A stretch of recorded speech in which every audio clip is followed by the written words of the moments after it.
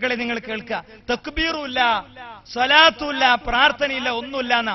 ഞങ്ങളെന്നെ തക്ബീറിനെ എതിർക്കണേ ഞങ്ങൾ കാണിച്ചു തരാം. നിങ്ങളെന്നെ തക്ബീറിനെ എതിർക്കുന്നുണ്ട്. ദാ തക്ബീറിനെ സാക്ഷാൽ ഖാസിമി എതിർക്കണേ നിങ്ങൾ കണ്ടോളി. മനുഷ്യന്മാര് നാണക്കേട്, സമുദായത്തിന് നാണക്കേട് വരുത്തിയ എനിക്ക് നിങ്ങളോട് പറയാനുള്ളത്, ആവശ്യമില്ലാത്ത അല്ലാഹു അക്ബർ ഒഴിവാക്കേണ്ട കാലമായിരിക്കുന്നു എന്നാ. അല്ലാഹു അക്ബർ വലിയ വാക്കാ, പക്ഷെ ആവശ്യമില്ലാത്തടുത്ത് ഉപയോഗിക്കുന്നിടത്ത് ലേശം ഒന്ന് മുസ്ലിമീങ്ങളും നമ്മളും ചിന്തിക്കുന്നത് നല്ലതാണ്. അല്ലാഹു അക്ബർ നല്ല വാക്കാ, അത് അല്ലാഹു അക്ബർ ആകേണ്ടതുമാണ്. അത് ഞാൻ സാന്ദർഭികമായി നിങ്ങളോട് പറഞ്ഞ എന്താണെന്നറിയോ, ഇത്ര പോന്ന എന്നെ പോലത്തെ ഒരു 7ാം കൂലി സ്റ്റേജൊക്കെ കയറി വരുമ്പോഴത്തിന് അങ്ങനെ മണിക്കൂർ കണക്കിന് നിന്നിട്ടുള്ള അല്ലാഹു അക്ബറിന്റെ പാട്ട് ഒന്ന് നിർത്തുന്നത് നല്ലതാണെന്ന് എന്റെ അഭിപ്രായം.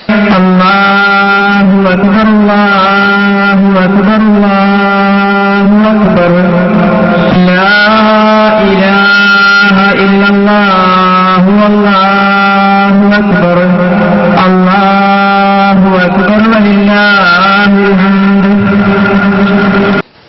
ഈ പാട്ട് കേട്ട് കുഴങ്ങിയിട്ടുണ്ട്.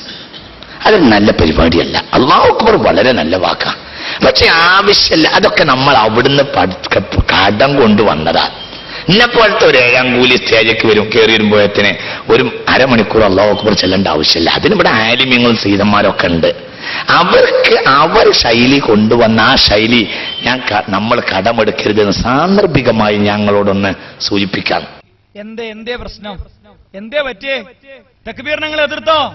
അറിയോ ലോകത്തെ ഏറ്റവും അശറഫായ വ്യക്തി, ശ്രേഷ്ഠനായ വ്യക്തി മുഹമ്മദുർ റസൂലുള്ളാഹി സ്വല്ലല്ലാഹു അലൈഹി വസല്ലമ തങ്ങൾ ഒരു ജനപദം ഏൽപ്പിച്ച മുറിപ്പാടുകളിൽ നിന്ന് വിശ്വാസത്തിനു വേണ്ടി പലായനം നടത്തുന്ന ഹിജറയുടെ വേള, അള്ളാഹുവിന്റെ റസൂലിന്റെ ഹിജറ ആ മദീനയിൽ പൂർത്തിയാകുമ്പോ, പ്രിയപ്പെട്ടവരെ, മദീനയിൽ പ്രവാചകനെ സ്വീകരിക്കാൻ നിൽക്കുന്നവർക്ക് ആ തിരുനബിയെ മനസ്സിലായിട്ടില്ല, ആ പ്രവാചക തിരുമേനിയെ മനസ്സിലായിട്ടില്ല.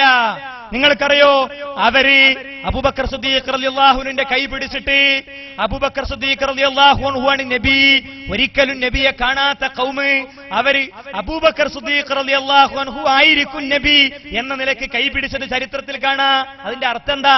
നേതാവ് വരുമ്പോ ജാടുണ്ടായിരുന്നില്ല, അല്ലേ? ആ നേതാവിനെക്കാളും വലിയ നേതാവല്ലല്ലോ നിങ്ങളെ നേതാക്കന്മാരും. മുത്തിയവരെ മുത്തുക, അല്ലെങ്കിൽ ശേഖുനന്റെ കാറ് മുത്തുക, അല്ലെ? ഇതാണ് കോലം ചേലും ശൈലി.